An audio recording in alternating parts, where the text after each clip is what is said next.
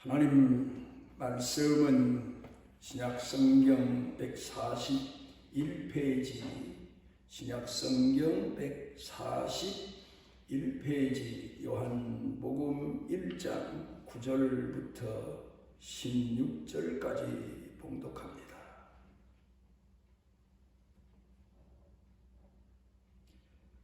참빛 곧 세상에 와서 각 사람에게 비추는 빛이 있었나니 그가 세상에 계셨으며 세상은 그로 말미암아 지은 바 되었으되 세상이 그를 알지 못하였고 자기 땅에 오매 자기 백성이 영접하지 아니하였으나 영접하는 자 곧 그 이름을 믿는 자들에게는 하나님의 자녀가 되는 권세를 주셨으니 이는 혈통으로나 육정으로나 사람의 뜻으로 나지 아니하고 오직 하나님께로부터 난 자들이니라. 말씀이 육신이 되어 우리 가운데 거하심에 우리가 그의 영광을 보니 아버지의 독생자의 영광이요 은혜와 진리가 충만하더라. 요한이 그에 대하여 증언하여 외쳐 이르되 내가 전에 말하기를 내 뒤에 오시는 이가 나보다 앞선 것은 나보다 먼저 계심이라 한 것이 이 사람을 가리킴이라 하니라. 우리가 다 그의 충만한 데서 받으니 은혜 위에 은혜로라.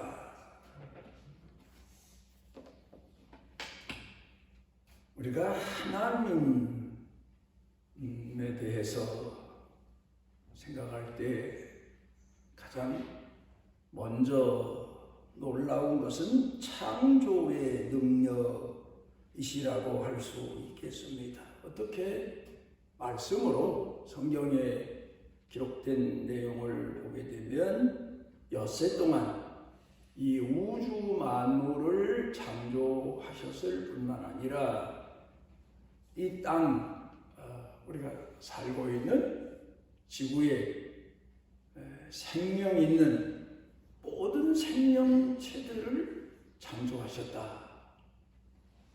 식물도 또 움직이는 기식하는 생명체들, 곤충, 동물, 그런가 하면 그 외에 우리 눈으로 식별할 수 없는 기막힌 세계에 대해서도 하나님께서 창조해 놓으셨습니다. 우리 피조물인 인간들로서 이 우주 만물을 창조하시고 이 지구를 창조하시고 이 세상을 창조하신 하나님의 능력에 대해서만 헤아려 봐도 우리의 생각과 마음이 모자라기 짝이 없죠. 그런데 그보다 더 크신 능력이 있다. 그렇게 신학자들은, 성경학자들은 말합니다. 그 능력이 무엇인가 하면 사랑이다. 우리가 창조의 능력만 생각해 봐도 기가 막힌데 얼마나 신비스럽습니까? 생명의 세계에 대해서도 연속적으로 이어져 가는 생명의 세계에 대해서도 생각해 보면 신기롭기 짝이 없는 신묘막측하다, 뭐 그렇게 말을 하죠. 그런 하나님의 능력이신데 그보다 더한 사랑의 능력을 학자들은 찬양합니다. 사랑의 능력 중에서 최고의 능력이 낮아지심의 능력, 루터 신학이라고 말하죠. 칼뱅의 신학은 만세전에 우리를 택하셨다. 장로교 신학이죠. 그런데 루터교, 그러니까 그 창시자인 루터의 신학 핵심은 하나님께서 아주 자기 자신을 작게 만드셨다. 그 내용이 이 땅에 인간으로 오십니다. 이 우주 만물을 창조하신 하나님이 아주 작은 인간으로 오셨다. 그런데 우리는 되게 천주교에서 마리아가 예수님을 안고 있는 그림을 많이 강조합니다. 그래서 어린아이로 오셨다, 아기로 오셨다, 그렇게 생각하지만 그 이전부터 생각해 봐야 됩니다. 예수님께서 하나님이 세상을 창조하실 때, 예수님이 함께 창조하실 때 창세기에서 말씀하시는 내용을 보면 땅은 공허하고 혼돈하며 흑암 중에 있었는데 하나님의 신은 그 수면 위에 운행하셨다. 하나님은 흑암과는 아무 상관도 없으신, 구별되신 그런 창조주 하나님이시요 거룩하신 하나님이시다. 그걸 말합니다. 그런 하나님이 이 시궁창 같은 궁창 세계의 이 우주 만물을 창조하셨다. 그런데 그 하나님이 이 땅에 인간으로 오실 때에 시궁창보다 더 타락한 인간의 몸에 아주 작은 생명체로 시작하셨다.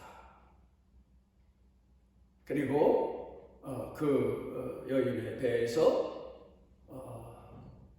보통 우리가 말하는 대로 아기의 과정, 잉태된 과정, 모태에서 자란 과정, 그 과정을 거치셨다.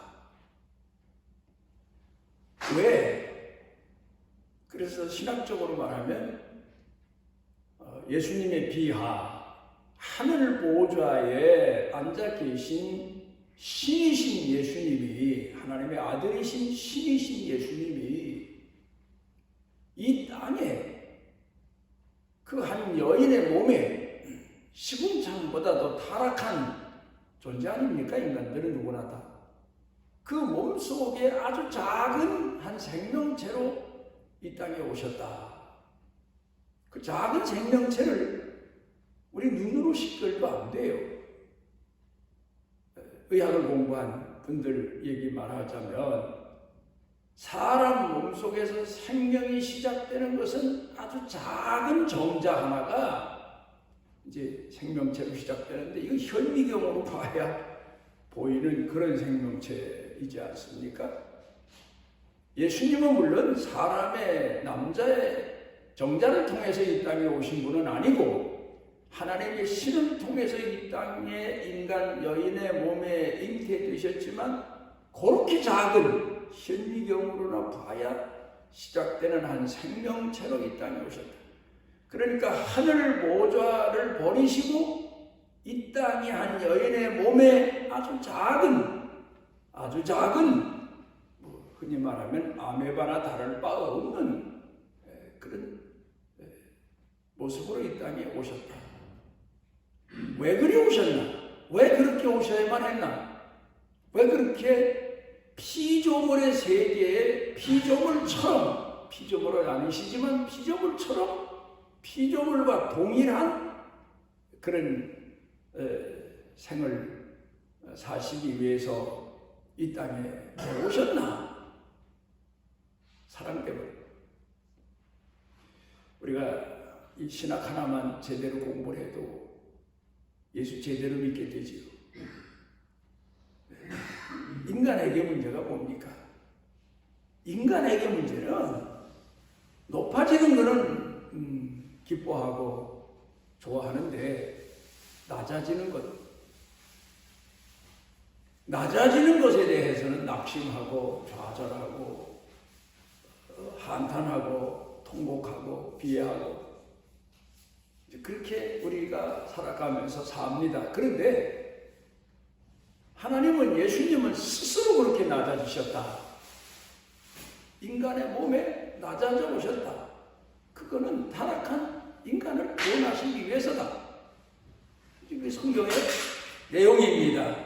그러므로 우리 예수를 믿는 사람들은 이 예수님이 이 땅에 낮아짐에 오신 그 신학을, 교리를, 그 진리를 바로만 배우고 바로만 가슴속에 새기고 살아도 흔히 말하는 거만하지 않습니다. 타락하지 않습니다. 겸손한 신앙인으로 하나님 사랑의 도구로 쓰임받아서 그 생을 살아갈 수가 있다는 말씀입니다. 오늘은 우리 성도들의 낮아짐, 우리 성도들에게 주신 최고의 능력, 그게 뭐냐? 사람이 왜 교만하냐? 신적인 능력이 부족해서, 성령의 능력이 부족해서, 말씀의 능력이 부족해서. 사람이 겸손할 수 있는 것은 말씀의 능력 때문이고 신적인 성령의 능력 때문이다. 이걸 우리가 잊어서는 안 됩니다. 그리스도인들이 마땅히 가져야 될, 하나님의 자녀들이 마땅히 갖추어야 될 능력, 권세가 바로 낮아집니다. 그냥 낮아지는 게 아니에요. 사람 때문에 스스로 낮아집니다. 그리고 남을 헤아리는 거다. 나 자신의 정체의식을 바로 갖는 거다. 이걸 오늘 성경 본문 말씀을 통해서 우리 마음 가운데 신앙의 교리로, 진리로, 신앙 생활 철학으로 새겨두는 시간이 됐으면 합니다. 아주 늦은 시간에 조그만 소도시입니다. 한 호텔에 여기저기 다니면서 물건을 파는 외파는 한 사람이 도착을 합니다. 그런데 방을 구하려는데 방이 없습니다. 그 호텔에서 종업원이 말하기를 다른 데 가도 없을 겁니다. 오늘은.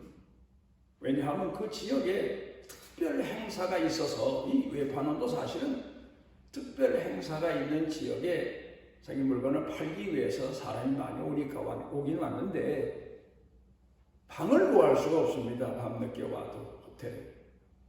어쩌나 다른 데 가도 없다니까 어떻게 하나 걱정을 하면서 돌아서려는데 웬 신사 한 분이 뒤에서 잠깐만요. 뒤를 돌아보니까 손을 내밀면서 나는 윌리엄입니다. 그리고 먼저 인사를 청합니다. 그러니까 외판원이 자기가 먼저 물건 팔기 위해서 남에게 자기를 소개해야 되는데 남이 자기한테 손을 내밀면서 신사 한 분이 자기 자신을 소개하니까 놀래서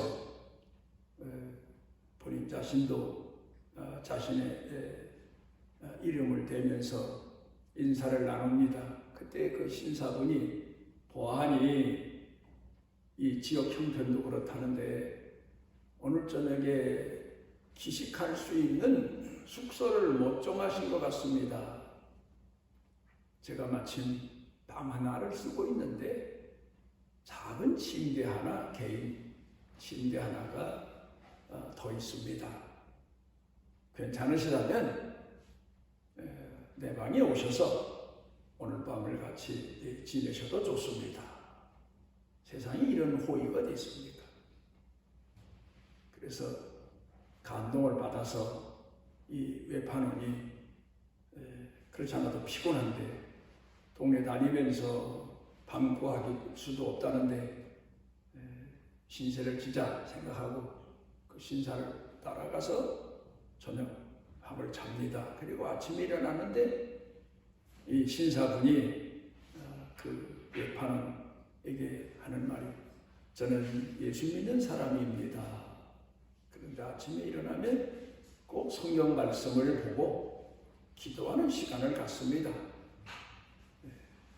만약 괜찮으시다면 저하고 같이 성경 말씀도 보고 기도하는 시간을 잠시 가졌으면 좋겠습니다.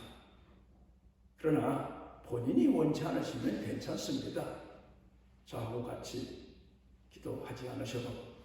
그랬더니 이 외판원 되는 이가 하는 얘기가 저는 사실상 예수 믿는 사람들 때문에 시험받은 일이 많아서 예수 믿는 사람들을 싫어합니다. 그러나 제가 어제 선생님에게 과분한 은혜를 입고 이렇게 편안한 밤을 잘 수 있었으니 같이 성경 읽고 기도하는 일에 동참하겠습니다.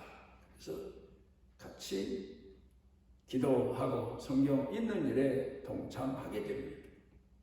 이 신사가 누군가 하면 당시에 국무장관으로 재직하고 있던 장관이에요. 윌리엄 제임스 브라이언이라고 하는 유명한 분입니다. 그리고 그 이후에 이 장관과 반원이 서로 전화도 하고 편지도 주고받으면서 교류하면서 생활했다, 살았다, 서로 그런 이야기가 전해져 옵니다. 사랑이 뭐냐? 우리가 사랑의 깊이를 공부해야 되고 마음에 새겨야 되고 또 그런가 하면 사랑을 실천하는 신앙인으로 살아갈 수가 있어야 됩니다. 사랑은 배려하는 것, 그것도 사랑이에요. 이해하는 것, 그것도 사랑이에요. 포용하는 것, 그것도 사랑이에요. 용서하는 것, 그것도 사랑이에요. 사랑은 이 우주만큼이나 우주보다 오히려 더 큰 위대한 세계를 형성하고 있다. 그게 맞는 말일 겁니다. 우주보다 더 위대한 것이 뭐냐? 사랑의 세계다. 그렇게 말을 할 수가 있겠습니다. 예수님께서 누가복음 10장에서 비유를 들어서 말씀하신 선한 사마리아 사람에 대해서 잠시 생각해 봅니다. 사마리아 사람입니다. 장사하는 사람입니다. 열심히 이 동네 저 동네 이곳저곳을 다니면서 장사를 합니다. 어디 가서는 환영도 받고 어디 가서는 무시와 멸시도 받고 그렇지만 돈 벌기 위해서 그 모든 어려운 고난을 극복해내며 사는 사람이죠. 장사한다는 게 얼마나 어렵습니까? 물건 하나 팔기 위해서 갖가지 수모를 감수해야 되는 때도 있지 않습니까? 그런데 사마리아 사람이 지금까지 다니면서 이유도 없이 사마리아 사람이라는 것 때문에 유대인들에게 얼마나 많은 무시와 멸시를 받았겠습니까? 유대인들은 사마리아 사람을 당시에 미친 개 취급하며 살았습니다. 천민, 우리나라 옛날로 말하면 백정, 쌍놈, 그런 이하의 취급을 했습니다. 개 취급을 했어요. 그러니까 어디가 장사하다가 유대인 사는 마을에 갔다간 아마 물건도 못 팔고 우리가 개한테 물건 사겠느냐 이런 식이겠죠. 돌도 던지고 침도 뱉고 그렇게 살아왔던 사람입니다. 그런데 길을 가다 보니까 예루살렘에서 여리고로 내려가던 한 사람이 강도를 만나서 거반 죽게 됐습니다. 이 사람을 본 겁니다. 그런데 이 사마리아 사람이 먼저 본 게 아니라 그 강도 만나서 쓰러져서 죽어가는 사람을 먼저 본 사람이 예수님 비유 중에 보면 제사장이에요. 제사장은 유대인 아닙니까? 아마도 그 사람으로부터 제물을 받아서 하나님 앞에 제사 지내는 일을 대행했던 제사장인지도 모르고 유대인들은 1년이면 절기 때마다 하나님 성전에 가서 제물을 바치면서 제사장한테 제물을 의뢰하면서 제사를 드리는 제사 행위를 하지 않습니까? 그렇습니다. 그런데 이 제사장이 자기 동족입니다. 오늘로 말하면 자기 교인입니다. 그런데 죽게 된 것을 보고 이런저런 변명과 핑계로 그 자리를 피해갑니다. 그 다음에 레위인이 또 지나갑니다. 이 사람도 분명 이 강도 만나서 죽어가는 사람을 알 수 있는 사람입니다. 그 신분상 모른다 손 치더라도 분명 유대인이면 자기가 종교 지도자로서 돌아봐야죠. 그런데 또 이런저런 핑계로 피해갑니다. 왜 그랬습니까? 바빠서요? 바빠서 그랬을까? 아니에요. 사랑이 없었다 그 말이지. 사랑이 없었던, 자기 자식 같았으면 그냥 갈 리가 없죠. 근데 이웃에 대한 사랑이 없었던 거예요. 그런데 사마리아 사람은 지나가다 강도 만나서 거반 죽게 된 사람을 보는 순간 이 사람이 유대인이에요. 그러면 지금까지 사마리아 사람을 개 취급하던 이 사람을 구해주고 싶었겠느냐? 그냥 가고 싶죠. 그런데 이 사람이 생각을 해봅니다. 자기 자신을 생각해 볼 수도 있죠. 내가 만약에 이렇게 장사차 다니다가 강도를 만났다. 내가 죽게 됐다. 그러면 누가 나를 구해줄까? 나를 도와줄까? 이런 생각을 하면서 그 강도 만나 죽게 된 사람을 돌보기 시작합니다. 자기 가지고 다니던 포도주를 상처에 붓고, 당시에는 포도주가 피곤한 사람이 마시는 음료도 되지만 상처에 부어서 치료하는 약도 됩니다. 그 사람을 돌봅니다.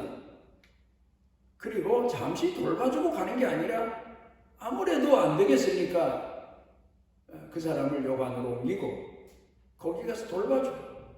그러다 그 사람이 정신이 들고 이제는 다른 사람에게 부탁을 해도 건강을 회복할 것 같으니까 그 사람 치료비까지 대신 지불하고 그리고 떠나갑니다.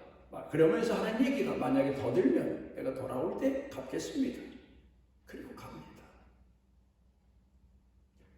예수님 비유 중에서는 사마리아 사람의 비유 말씀입니다. 이 말씀을 우리가 이야기로만 들을 게 아니라 좀 더 좁혀서, 만약에 내가 사는 동네에서 이런 사람이 있었다. 나를 늘 무시하고 멸시하던 사람이 있었다.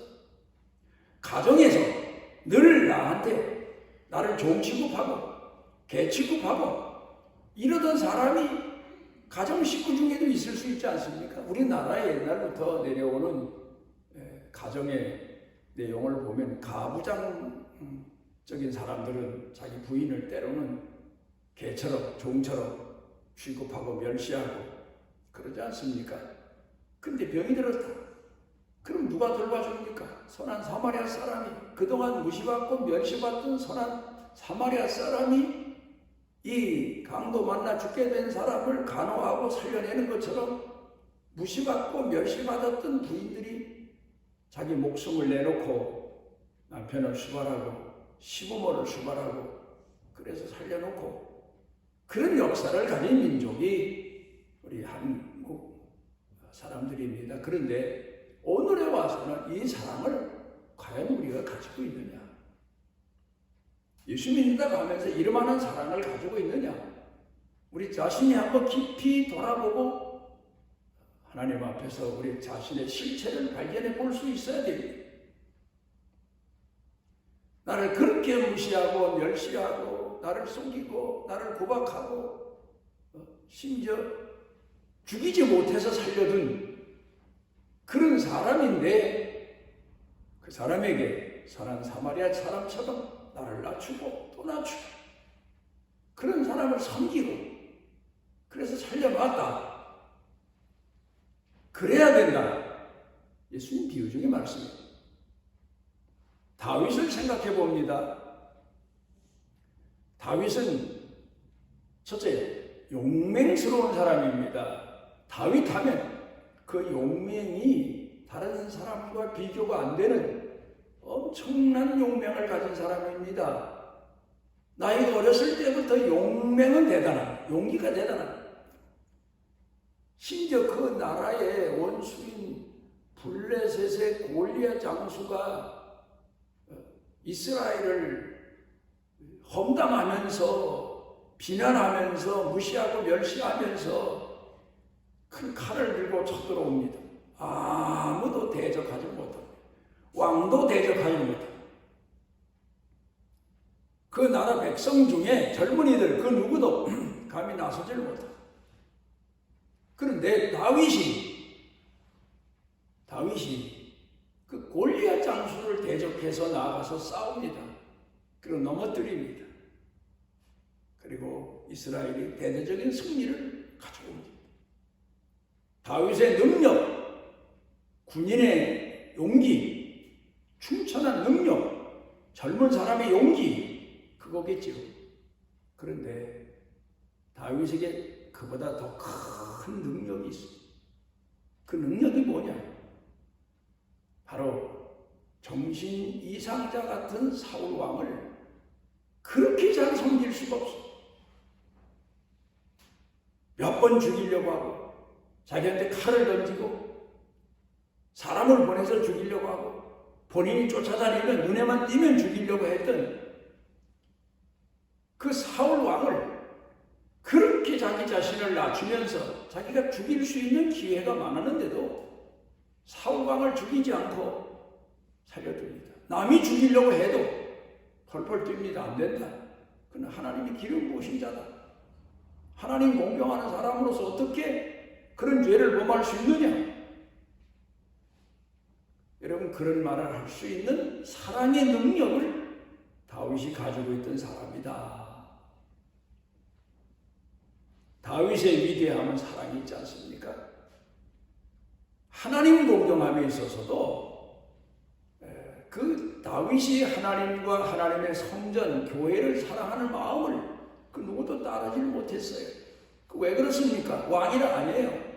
다윗 마음 가운데 하나님 사랑하는 마음이 넘치고 넘쳤기 때문에 그렇습니다. 그 사울 왕을 끝까지 섬기지 않습니까? 하나님이 심판하실 때까지 끝까지 섬깁니다. 그 다윗 왕입니다. 그런가 하면 그 타락한 아들 압살롬을 대하는 모습을 성경에서 우리가 많이 보는데, 그 아들이 죽었을 때, 아들을 위해서 살았을 때에도 얼마나 아들을 위해서 스스로 왕의 자리를 내놓고 도망가고 숨고, 아들이 더 큰 죄를, 아버지를 죽이는 죄를 범하지 않게 하기 위해서. 그러다 나중에 아들이 죽었을 때 얼마나 통곡을 합니까?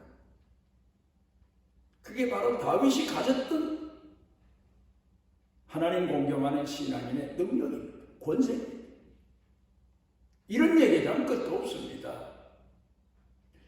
구약 성경 가운데 보면 사무엘 선지자도 어렸을 때 하나님 성전에 가서 엘리 제사장에게 교육을 받으면서 성장해 가지만, 그 당시에 그 교회가 어떤 교회냐? 타락한 교회예요. 엘리 제사장의 아들이 그 교회를 완전히 망쳐버린, 별짓 다 하는 그런 교회로 존재할 수밖에 없는 그런 시대에 이 사무엘은 그런 엘리 제사장을 자기 아버지보다 더 아버지처럼 스승으로 섬기고, 그리고 제사장의 아들들도 그런 사람들도 섬기면서 하나님 공경하는 마음으로, 낮아지는 마음으로 그가 자랐기 때문에 이스라엘 왕을 세우는 그 사명을 하나님이 주셔서 이스라엘을 견고하게 세우시는 사명을 다하게 하시는 걸 보게 됩니다. 사무엘 선지자의 가장 큰 능력은, 선지자, 제사장, 그보다 더 큰 능력은 사랑이었다는 사실. 하나님 사랑, 교회 사랑, 성도들 사랑. 여러분, 교회가 좋아서, 신앙생활하기 여건이 좋아서, 모든 사람이 사랑이 풍성해서 그래서 신앙생활을 하면야 좋겠지만, 그 그렇지 않은 교회 많죠. 시기, 질투, 분쟁, 별별. 아니 교회가 왜 일어나? 성도들이 왜 일어나? 그런 교회들 많아요. 그럼에도 자기를 낮추는 사람은, 하나님을 사랑하는 사람은 그런 교회에서도 끝까지 충성을 다하며 자기 맡은 바 사명을 다할 수 있는 거 아닙니까? 구약 성경 가운데서 신앙인으로 하나님 앞에 인정받아 신앙 좋은 사람으로 기록된 사람들의 내력을 다 깊이 파고 들어가 보면 그 사람들이 가졌던 능력이 신유의 은사나 병 고치는 은사나 하늘의 이적을 나타내 보이는 은사나 그것보다 더 위대한 것이 사랑이었어요. 엘리야 하면 3년 반 동안 가뭄이 지속되던 땅에 무릎 사이 머리를 파묻고 7번씩 나가서 기도해서 비가 와서 가뭄을 해결하게 하는 하늘을 움직이는 능력을 가졌던 선지자지만 그에게 위대한 것은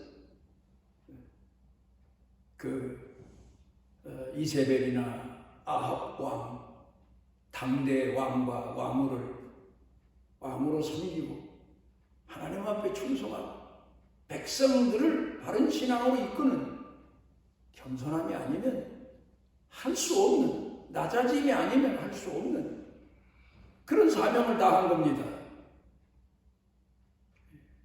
본인을 낮추지 않았으면 그래도 백성들로부터 인정받고 존경받는 선지자여 제사장이었으면, 엘리야 선지자였으면 그가 백성들을 등에 업고 왕을 제거할 수도 있는데 그는 제거하고 새로운 세상을 만드는 것보다는 자기 자신을 낮추고 끝까지 선지자로서, 섬기는 자로서, 신앙인으로서 사명을 다했다는 것, 이걸 우리가 가슴에 새기고 본받을 수 있어야 됩니다. 오늘 성경 본문 말씀 가운데 보게 되면 이런 내용이 기록되어 있습니다. 하나님의 자녀되는 권세를 주셨다. 하나님은 우리에게 말입니다. 자녀되는 권세를 주셨다. 이건 거저 주신 거 아니죠. 하나님이 그렇게 작은 생명체로 이 땅에 시궁창 같은 타락한 그보다 더한 한 여인의 몸에 오셔서 시작하셔 이 땅에 탄생하셨고 그 고난의 생을 사시고 십자가에 못 박혀 돌아가심으로 얻으신 권세를 통해서 우리에게 하나님의 자녀되는 권세를 주셨다. 그런 얘기죠. 권세를 주셨다. 그런데 하나님의 자녀되는 권세를 주셨다. 근데 오늘 성경, 이 세번역 성경이잖아요. 또 요 전에 우리가 가지고 보던 성경이 개역 성경이에요. 거기도 이 내용은 없는데 그 전 옛날 성경으로 거슬러 올라가면 무슨 내용을 기록하고 있는가 하면 오늘 성경에는 하나님의 자녀되는 권세를 주셨다 했는데 그 옛날 성경에는 권세를 주셔서 하나님의 자녀가 되게 하셨다. 뭐 같은 말 같아도 아니에요. 권세가 먼저입니다. 이 권세가 뭘까? 사랑의 선택의 능력이, 사랑의 선택이, 타락하고 무지한 죄인을 선택하신 사랑입니다. 그러니까 죄인을, 타락한 인간을 하나님의 성령을 보존하고 있는 인간이 아닌 말씀을 가슴에 담고 사는 하나님 자녀다운 인간이 아닌 타락한 인간에게 하나님의 권세를 주셨다. 자녀되는 권세를 주셨다. 권세 주심이 먼저입니다. 예수님 당시에 로마는 특이한 법을 하나 가지고 있었습니다. 학자들은 로마가 1000년 동안 왕국을 지속할 수 있었던 것은 혈통으로 보통 왕들은 자식에게 나라의 권세를 계승하는데, 왕의 자리를 계승하는데, 그렇잖아요. 북한도 그렇고 다 혈통으로 계승하는데 로마는 달랐다는 거예요. 자식을 낳았는데 똑똑하지가 않아. 그러면 신하 중에서 거기서도 자기 자신의 자리를 이어줄 만한 사람이 발견 안 되면 심지어는 돈 주고 사온 노예 중에서도 선택해서 오늘부터 이 아이가, 이 사람이 내 후계자다. 그래서 왕으로 삼았다는 거예요. 능력자를 왕으로 삼았다는 거예요. 권세자를 왕으로 삼았다는 거예요. 할 만한 사람으로 왕으로 삼았기 때문에 로마 나라가 천년 왕국을 이룰 수 있었다. 무능한 자식인데 자식이니까 혈통이니까 어쩔 수 없이 왕위로 계승했다. 그래서 나라 망한 나라 많잖아요. 그래 왕이 지나가다가 노예 중에서 똑똑해 보이면 너는 오늘부터 내 아들이다. 그리고 데려다가 왕자로 키우는 겁니다.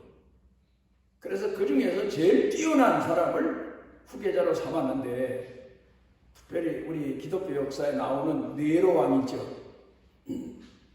그 네로 왕도 사실은 노예로 팔렸던 소년이랍니다. 그런데 왕의 눈에 띄어서 왕궁에 가서 왕자로 키워졌는데 그 키워진 청년들 중에서 제일 지혜롭고 용맹스럽고 나라를 통치할 만해서 왕의 자리를 물려 후계자로 삼았는데 이 네로가 나중에 결국 타락해서 기독교를 비방하고 스스로 자멸하고 많은 그런 불행한 인생을 살기도 했습니다만은 어쨌든 이런 사람도 있지만 대부분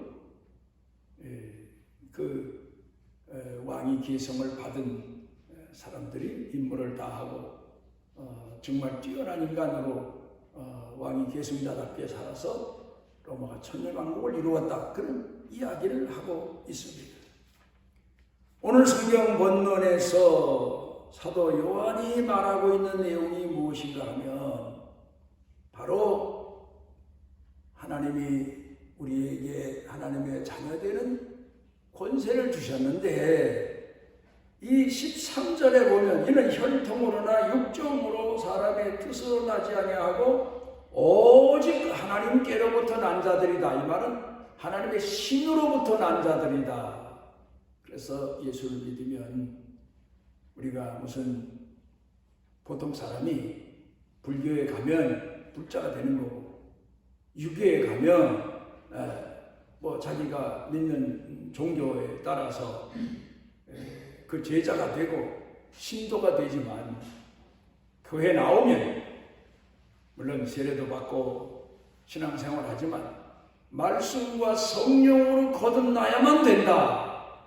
이게 가장 중요한 교리입니다. 말씀과 성령으로 거듭나지 않으면 하나님 나라를 볼 수도 없고 갈 수도 없다.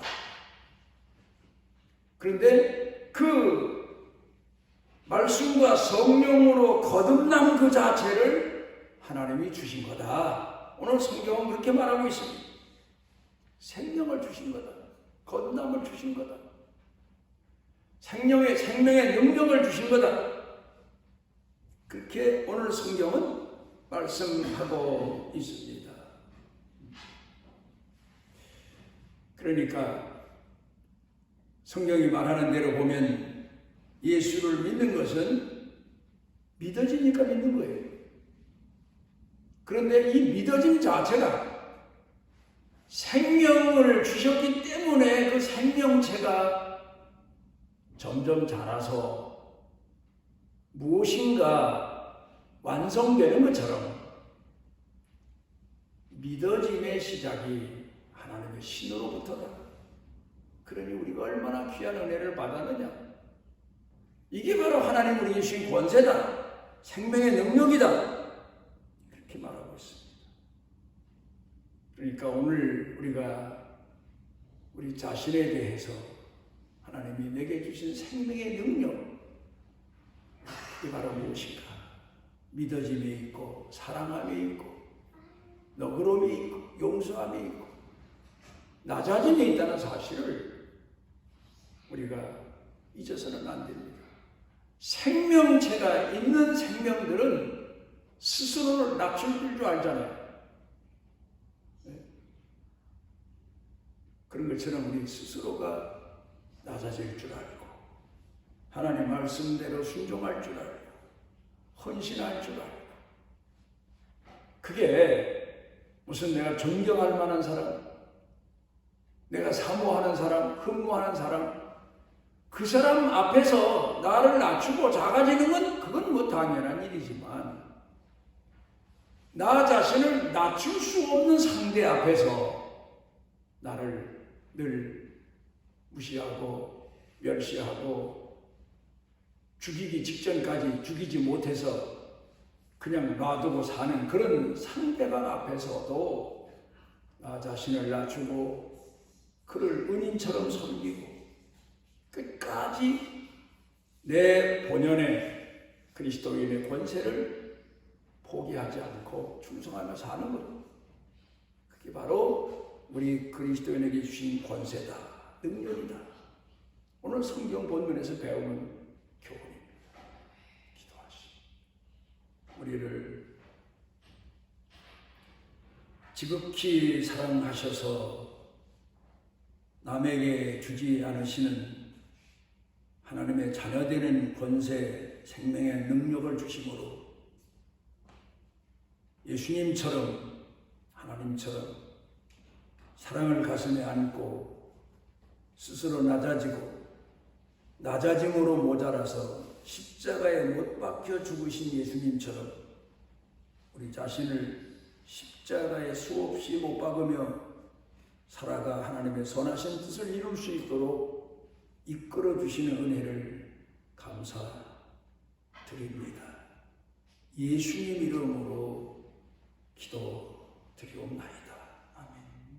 여호와께서 그 날개 아래 보호를 받으러 온 내게 온전한 삶 주시기를 원하노라.